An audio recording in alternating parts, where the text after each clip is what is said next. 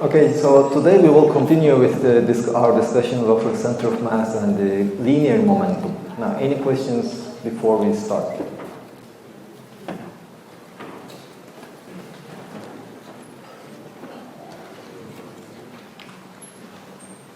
Any questions about momentum or anything else we discussed before?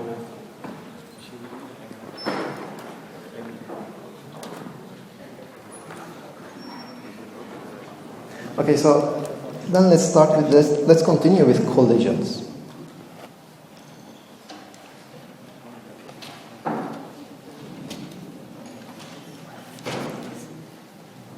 And just for simplicity, let's start with collisions in one dimension. These are basically objects. For example, you can have one mass, let's call it m1, that is moving in one direction, let's call the velocity v1. The other mass, it has a mass m2, it has a velocity v2, let's put the vector signs, and they just collide. After, this is before collision, and then after collision, the mass 1 will be moving m1 with velocity v1 prime, mass 2 will be moving with velocity v2 prime. This is after collision. Now this is the general system that we will be discussing. Now what are the forces that each one of them will be exerting on each other?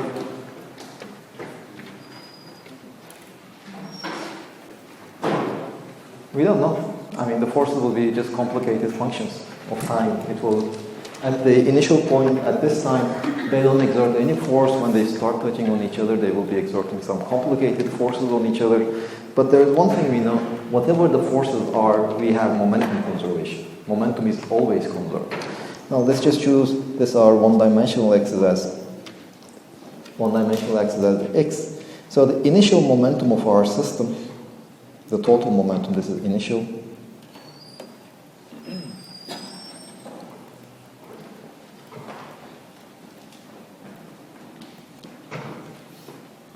Pi is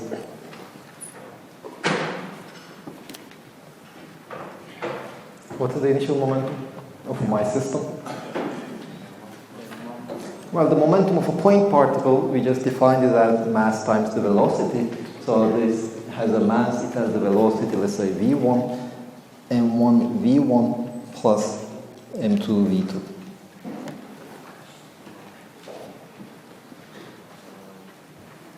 Now I want some objections to what I wrote. There is something wrong. Yes? If you're writing as a plus, if you use magnitudes, so this should be minus, right? It should be minus. It should be minus.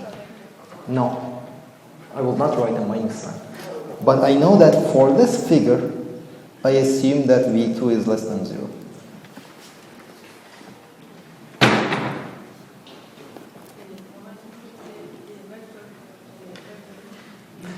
Now, we are in one dimension. So these are, in fact, just numbers. They are not even magnitudes. If you want to write the vector, the v1 vector is v1 in the x direction, v2 vector is v2 in the x direction. And these v1 and v2, they're just components, they're not the magnitudes. So that's why I put the plus sign over there. In this case, if I want to show them, if I want to show some directions, of course I need to make some assumption on whether v1 or v2 are positive or negative. In this sketch, I'm just assuming, for the purposes of sketching, I'm assuming that v1 is positive, v2 is negative. But what I will be deriving will be quite general. Both of the masses can be moving towards the right, both of them can be moving towards the left. As long as they collide, what we derive will be valid. Now let's look at the second one. Yes. two vectors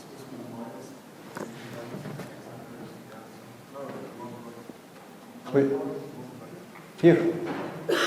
No. This is plus, you see, this V2, this number over there is a negative number. V2 is, let's say, minus 5 meters per second, for example. So that, in this sketch, only in this sketch, this is quite general.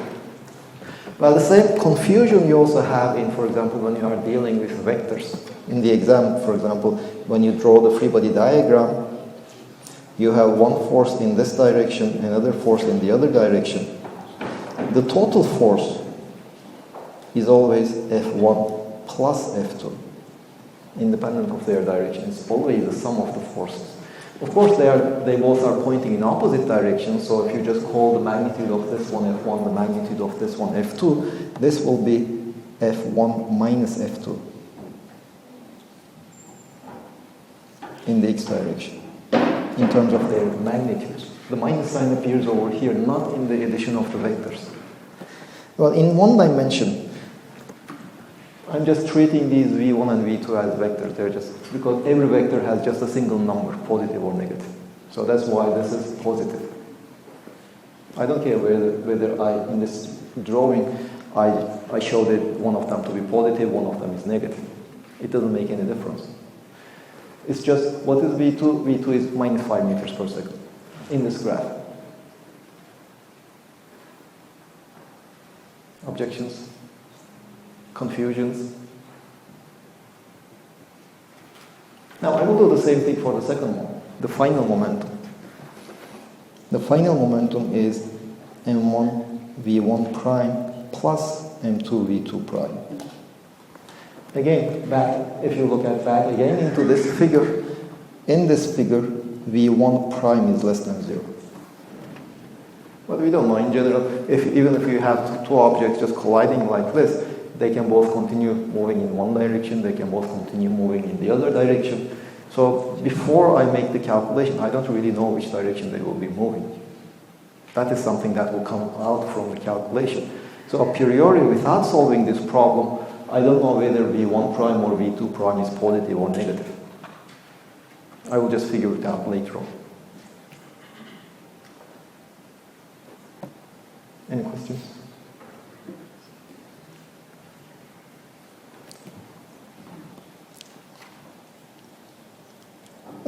Okay, so I have the initial momentum, I have the final momentum.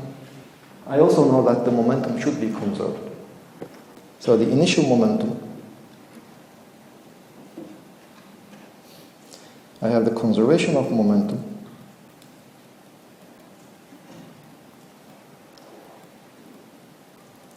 It just tells me that Pi is equal to Pf. And hence, m1 v1 plus m2 v2 should be equal to m1 v1 prime plus m2 v2 prime.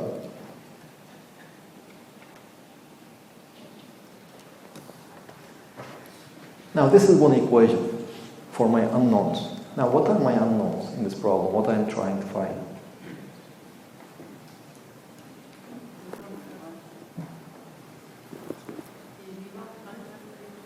Well, I am preparing the initial objects. So in principle, I know the initial velocities. I know what V1 is, I know what V2 is. I'm preparing that. But I don't know what V1 prime and V2 prime are. So those are the things that I'm trying to find, V1 prime and V2 prime. Well, the unknowns, I have two of them.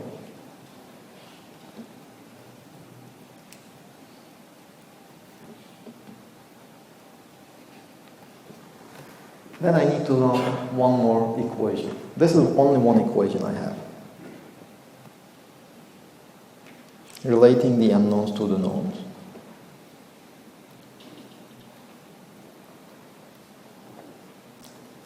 Now the second equation, energy. What do you want about the energy? Because there is no non-conversion force, the kinetic energy, mechanical energy. But are we sure that there are no non-conservative forces? This is conservative. What are the forces we have?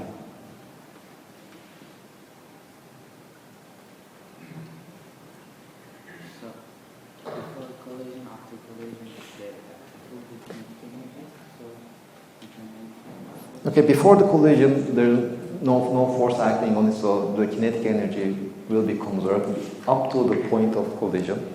After the collision, there's again no forces, so kinetic energy is the only energy, so it will be conserved.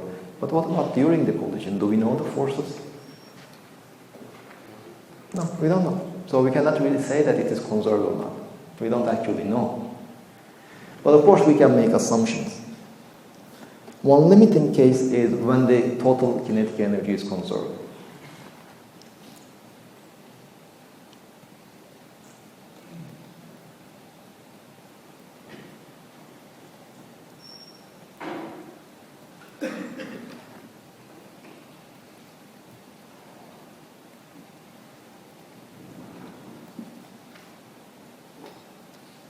Of course, this is an idealization.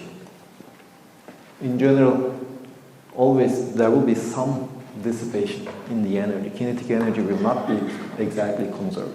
But this is one extreme case. We can have conservation and the loss of maximum available kinetic energy. So those are the two extremes we have. This is one extreme. And this is what's called the elastic collision.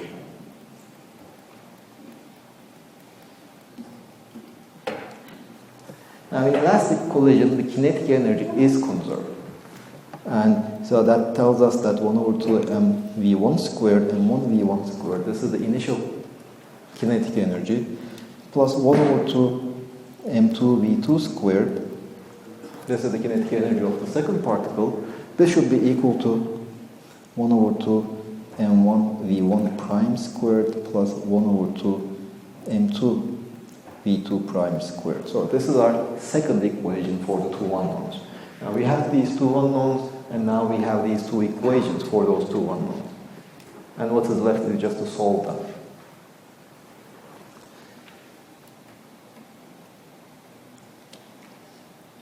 Now, just to simplify the solution, let's just do one thing. Let's just collect all the parameters containing m1 to one side and m2 to the other side. So that will give me m1 times v1 minus v1 prime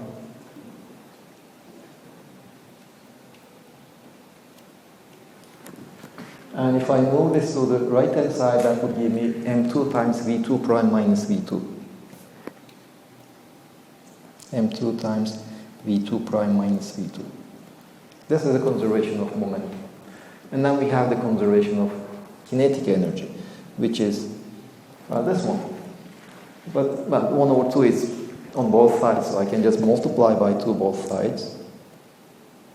And I would get m1 times v1 squared minus v1 prime squared.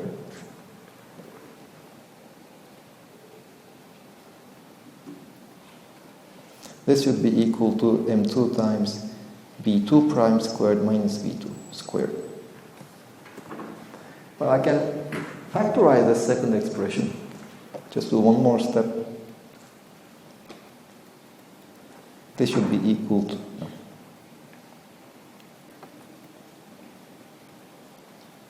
v1 plus v1 prime. This should be equal to m2 times v2 prime minus v2, v2 prime plus v2. Okay, now I can do some simplifications using the first equation. Look at the first one. This is momentum conservation. But momentum conservation tells me that this factor over here and this factor over here, they are equal. So I can just cancel them.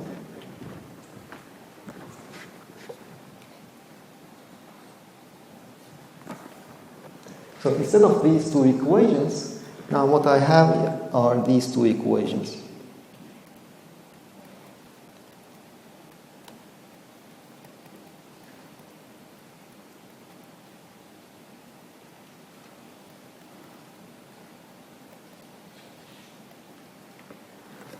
So at least these are simpler to solve in the sense that here we have a quadratic equation, but here both of these equations are first order.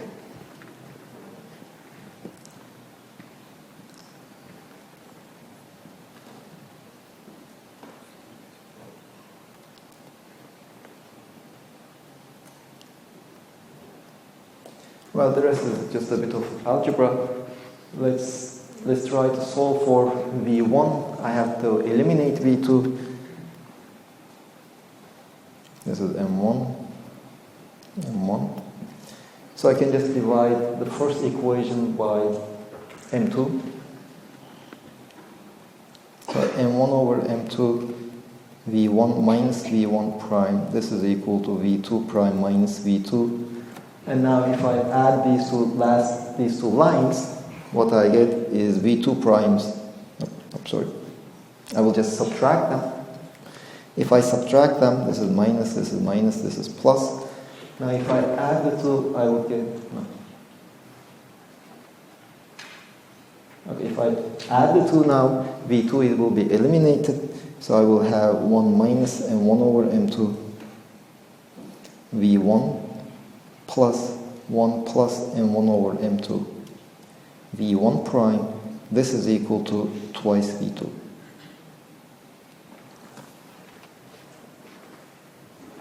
And you can solve for V1 prime. This is equal to M1, M2 minus M1 divided by M2 plus M1, V1 plus, now this is minus twice M2 over M1 plus M2. V2. Okay, just do the algebra and this is what you would get. V1 prime is equal to, this is mine. I just move this line to the other side. Here I have 2M2 over M1 plus M2 V2. This one became minus, this is M2 minus M1 divided by M2 plus M1. Now, okay, you can just work this out. Let's look at certain limiting cases. Does this equation make any sense? Remember, you have one mass, another mass. If you assume that both of them are positive V1 and V1 and V2, then they will be both moving in the same direction. They will collide, and after the collision, what will happen is this is the velocity of the one on the back. So if you look at our figure, if you assume that V2 is not negative but positive, V2 is moving in this direction. Okay, this is the direction of V2, this is the direction of V1. So they are moving, they collide, and after the collision, they will just continue moving. Now, some of the limits we already know. So what happens, for example, when you are walking in one direction, or let's say, you are walking in one direction, and there's a fly on your way, and when you hit the fly, what happens to your speed? Nothing changes. So in this limit, what's happening is your mass, in this case, your mass is M1, is huge compared to the mass of the fly, which is M2. So if M1 is very huge, then you would expect that this V1 prime is nothing but V1, assuming M1 is very, very larger than M2. Well, let's say, is that the case? If M1 is much larger than M2, if you consider the case of a fly, you will weigh typically around 70 kilos. The fly will just make a few grams. So your mass is larger by a factor of 10 to the power 5, more or less. So this number is a factor of 10 to the power 5 larger than this. So you can just ignore this one. But if you ignore this one, M2 is very small, M1 is huge, this term doesn't contribute at all. So this term, in the limit that M1 is very large, this term just doesn't exist. If you look at this one, again, M1 is huge, so you can just ignore M2 compared to M1, but this factor just becomes 1, so V1 prime is just V1. This is what we expected. Now we can look at another limit. Suppose you have a tennis ball, and you throw the tennis ball on a wall, straight. What will be the speed? What happens when the tennis ball collides with the wall? it just bounces back. Or if you are playing basketball, you can consider the same thing while you are driving the ball. So when you drop the ball, it will fall down and collide with Earth. Earth is huge compared to the basketball. So Earth doesn't move, but the basketball just bounces back with the same velocity. So it will tell me that if, in this limit we'll consider the limit when the object that is hitting the other one, the M1, was huge. Now this basketball example is the other limit when M1 is very small compared to M2. So what you would expect is V1 prime should be just minus V2. It just bounces back. Of course, assuming that in these two examples, V2 was 0. When you throw the ball to the wall, well, the wall is at rest. Or when you drop the ball to the ground, Earth is at rest in your reference frame. So V2 is 0. This term doesn't exist. Now, if you look at this expression, M1 is negligible compared to M2. So just ignore M1. We have minus M2 over M2. That's minus 1. So V1 prime is just minus V1. So this equation basically corresponds to what we would expect in certain limiting cases. Now, we can also find what V2 is. V2 prime. This is V1 prime.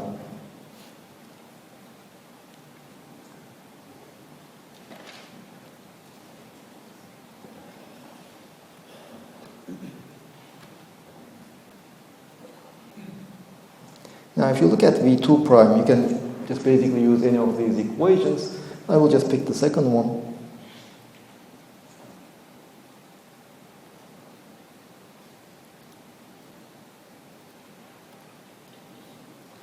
So this just means that V2 prime is equal to V1 plus V1 prime minus V2. And if you do that calculation, V2 prime would be just twice M1 divided by M1 plus M2 V1 plus M2 minus M1 divided by M2 plus M1 V2. In fact, the second expression is identical to the first one. Just exchange 1 and 2's, this equation and this equation should be the same. And in fact, it should be, if you look at the equations that we are trying to figure out, to solve, if we just exchange 1 and 2 in the equations, nothing changes. So we could have written this down directly by just from this equation. Now again, we can check this limits. So what happens, for example, when there is a small object, it goes and collides with a huge one. So you are the small object, limiting cases.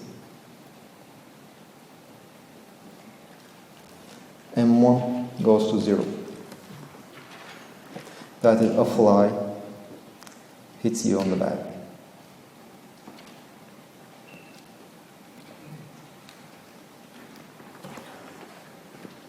One thing we expect that your velocity shouldn't change. Because as you are moving, you won't even feel the fly hitting you. It will just keep moving at the same velocity. So let's look at this one.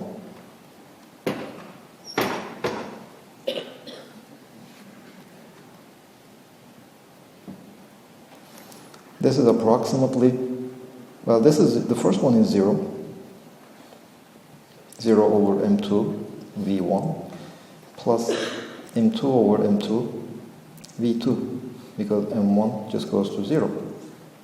So V2 prime is equal to V2. Now this is expected.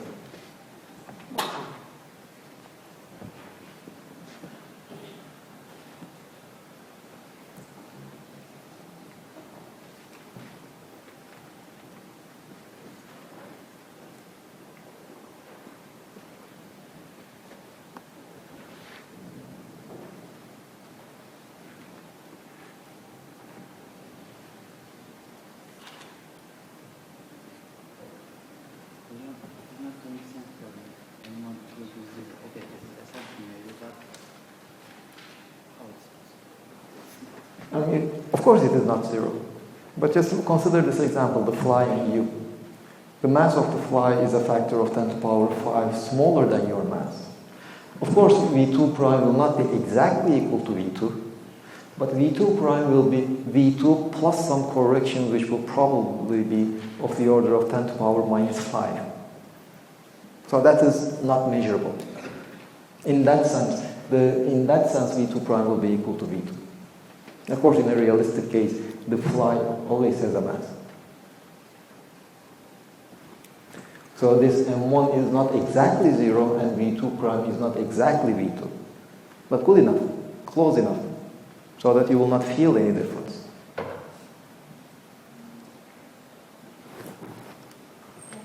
You will discuss inelastic collision, for example, with the ball. This is how is elastic collision? It's ball and ball. Well, it's not completely elastic. No collision is completely elastic. Some energy is always lost, some of the kinetic energy. Some of them will be converted into heat, or you hear some sound. Sound carries energy. So that energy comes from the initial kinetic energy of your object. So some of the energy is always lost. But it can be, this assumption that it is elastic can be a good enough assumption. So the amount of energy lost might be, let's say, 1 part in 10 to the power 20. So in that case, of course, these equations, these results that we wrote over here for V1 prime and V2 prime, they will not be exactly satisfied, but the error bars will be so small that you will not be able to measure them. Of course, there are also other collisions, the other extreme, where it's completely inelastic.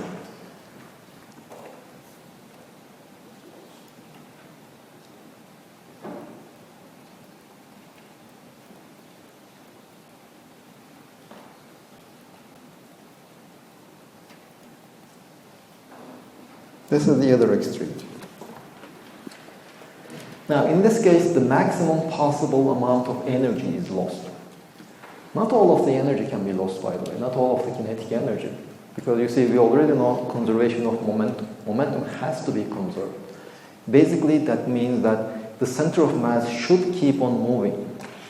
The two objects, if initially the center of mass is moving, after they collide, they cannot lose all their kinetic energy and become at rest. Because the center of mass has to keep moving with the initial velocity.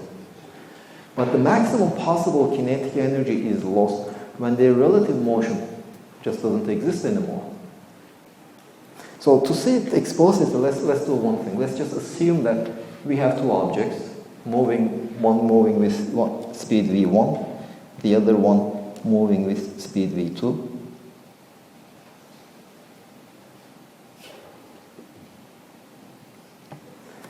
Now we already have defined what the center of mass momentum velocity is, the speed of the center of mass.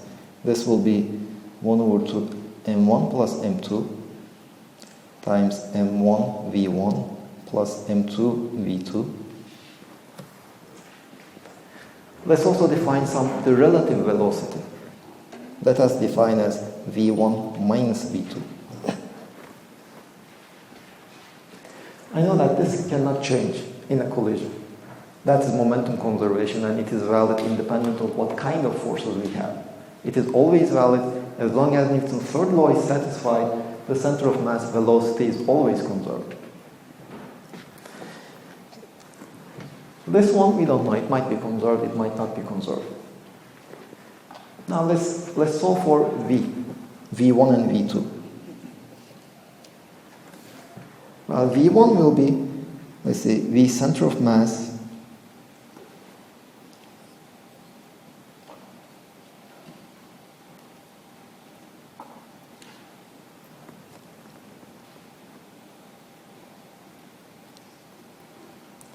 plus m1 over m1 plus m2 v1. Or let's see. I want v1, okay, plus m2.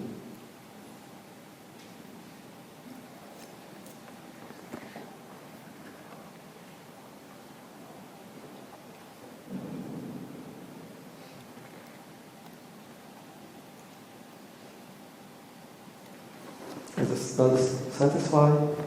Let's say this is V center of mass, this is V. So if I put these ones over here, if I look at V1, yes. When I put them over here, this is equal to V1. And I can also write what V2 is.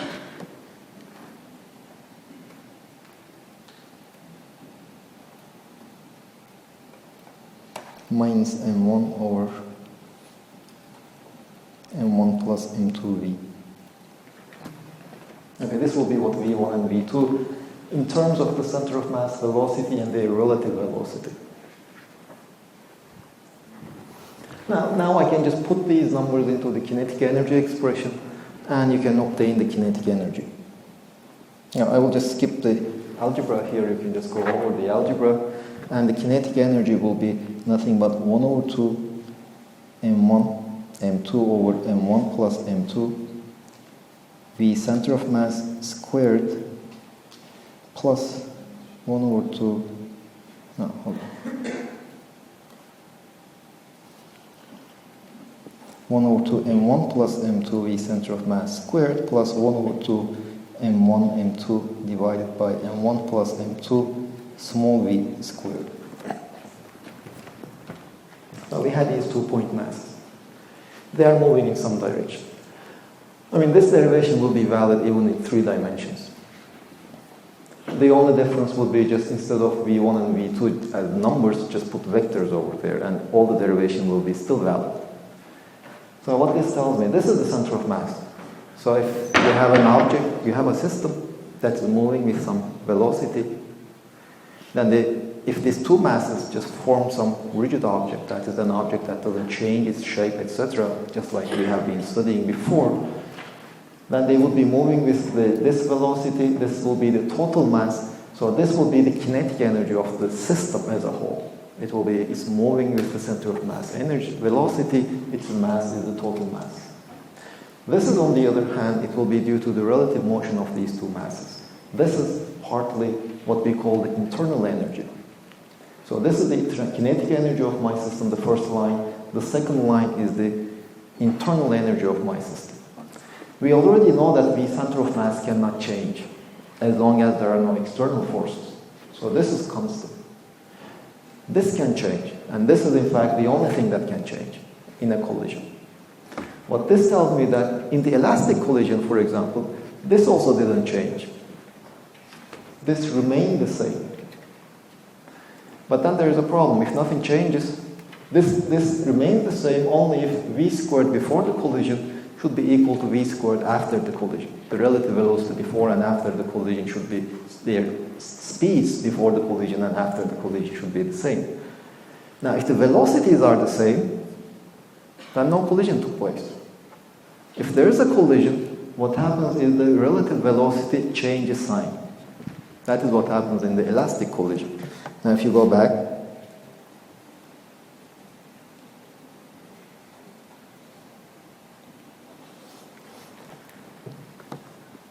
now we have this relation, which we can also write as v1 minus v2 is equal to minus v1 prime minus v2 prime. This is the relative velocity before the collision. This is the relative velocity after the collision. The relative velocity just changes sign during the collision. This is the elastic case. In the completely inelastic case, the maximum energy that the system can lose if this becomes zero after the collision. But this is zero after the collision only if v is, the relative velocity is zero after the collision, but v is zero only if they just stick together. So the short story, our conclusion is that in a completely inelastic collision,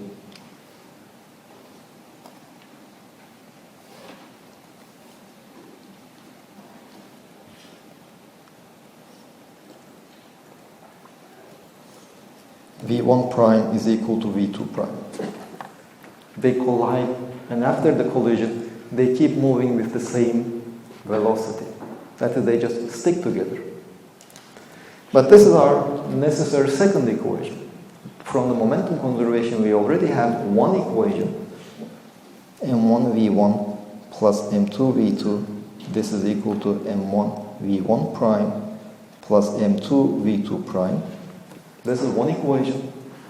For these two unknowns, we needed a second one. In the case of the completely elastic collision, we had the conservation of energy. In this case, we don't have the conservation of energy, but in the extreme case, in the completely inelastic case, we have the two objects, they just stick together. So that gives us the second equation. And hence this is equal to m1 plus m2 v1 prime. Or v1 prime is equal to 1 over m1 plus m2 m1 v1 plus m2 v2. By the way, this is nothing but the velocity of the center of mass. Because when they stick together, the center of mass is basically at the point where my objects are. So my objects are moving with the velocity of the center of mass. And you can also see it from here.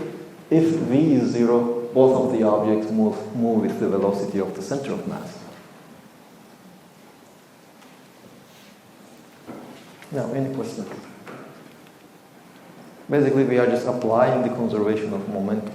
Initial momentum and final momentum have to be equal, but this information only doesn't allow us to determine the final velocities uniquely. We still need one more condition, and that condition changes from collision to collision.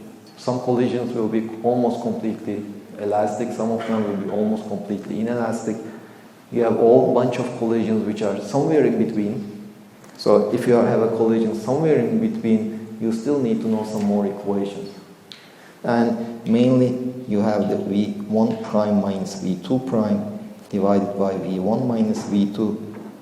This you define as some parameter which determines how elastic or how much inelastic your collision is.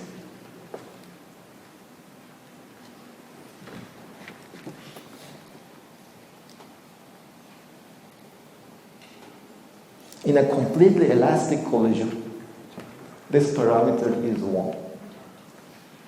In a completely inelastic collision, this parameter is 0. And for any collision, it is somewhere between 0 and 1. So in this motion, they collide and they go together.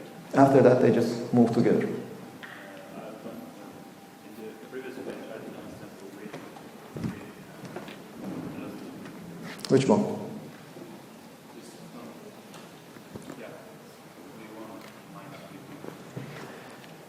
Well, this is in fact the relative velocity of the two objects. So if you say that, okay, I'm moving in this direction, your friend is at rest over there. I'm just moving towards him, and in my reference frame he has some velocity. That is v. That's the relative velocity. And what happens in a collision is that in an elastic collision, it's just v changes sign.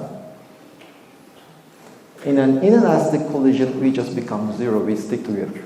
I mean, when we collide, we just stick together and then continue moving together.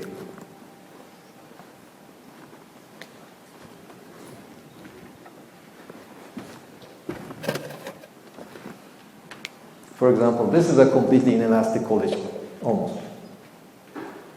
They collided and they just move together. Of course, your friend is infinitely heavier than the chalk. So if your friend is almost infinitely heavier, that is m2 is equal to almost infinity.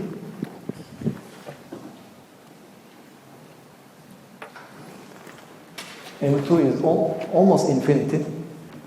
And he is at rest, this term doesn't exist. M2 is much larger than M1, so the relative velocity after the collision is 0. Now, of course, if I would just take a chair and throw it to him, he would have some final velocity,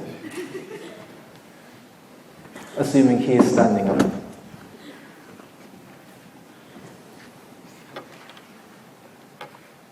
Other questions? We can demonstrate it if you like. He doesn't want. Other questions?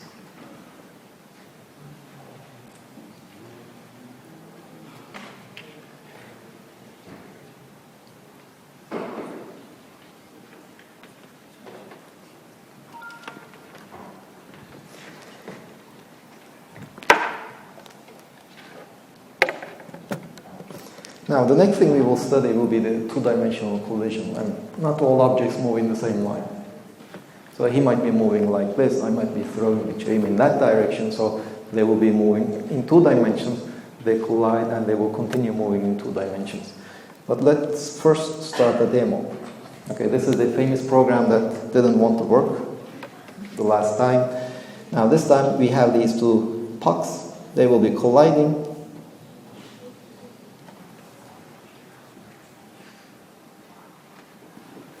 Now this is the system that we will study.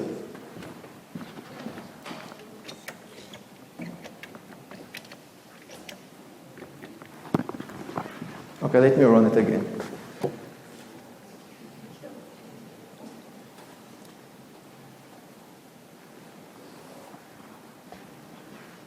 So they just collide and they move in different directions. Now I had already made some preparations. Here we have the measuring stick.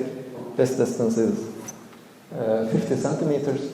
Here you don't see it, but it writes 0.5 meters, so that we will get the correct units. Here this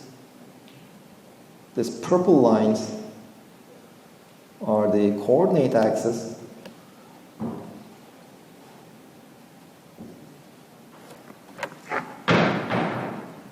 These lines over here, they are my coordinate axis, so this is the origin that I chose. Let us start from, okay, let's go up to that point. We have the masses are also given. Let me just create some point masses. Oh.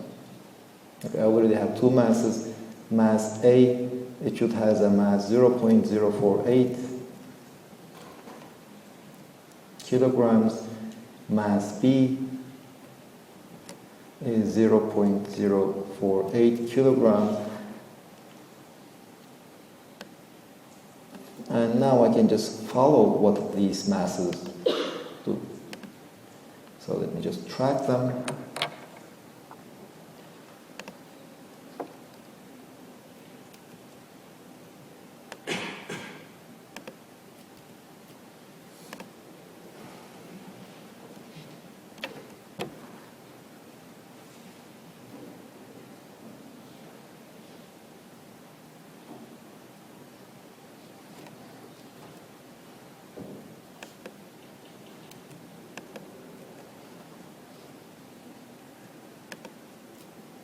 Okay, I will have to do it one by one.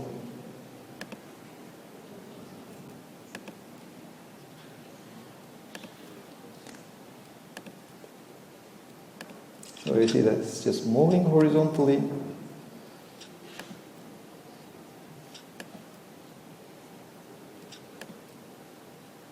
Let me close this one. So this is the position of the x-axis, x-coordinate of the mass A, the one that I am following now.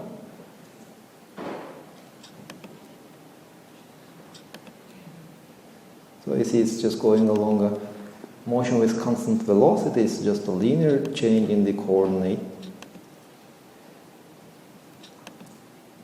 Now it started to change its direction.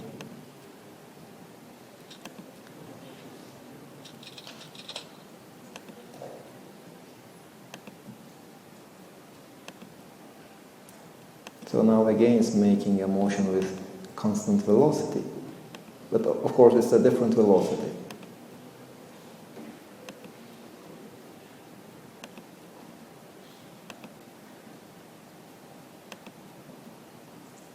Now let's do the same thing for the mass B. Let's go to the beginning. Let's start mass B. I will track it.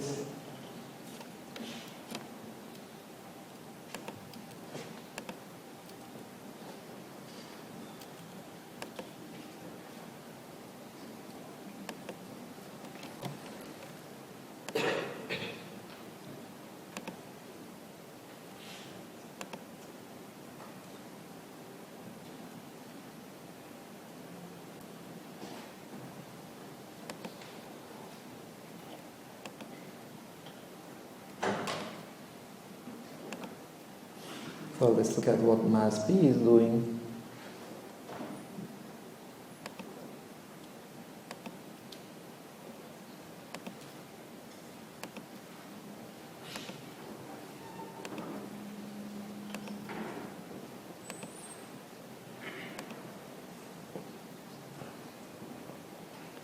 Now below in this table you can also see their position as a function of time.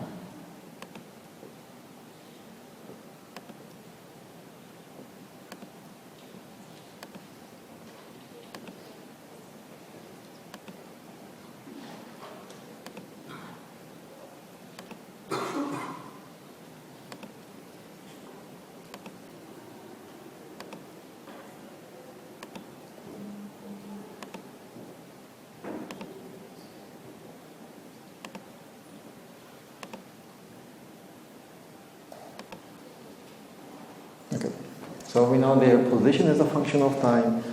Well, this program also allows me to draw, let's say, the velocity, the y coordinate as a function of time.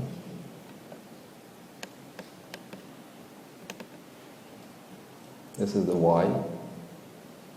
And we can also look at their velocities. Now, of course, it's not so precise. You see that here the object is almost at zero x component of the velocity, the mass b was somewhere over here, the average value. Here the average value of the velocity will be somewhere over here. It's more or less constant, and these fluctuations are mainly our error bars in this measurement. And the y component of the velocity also. Well, we will analyze these numbers after the break. So we have seen the collision. We have measured the position as a function of time. From that information, we have this program automatically determines the velocity, the components of the velocity as a function of time. These graphs, and then we would calculate the momentum, and the initial momentum and the final momentum, the x component, the y component, and we will see if it is conserved or not. Now, any questions before you go for a break?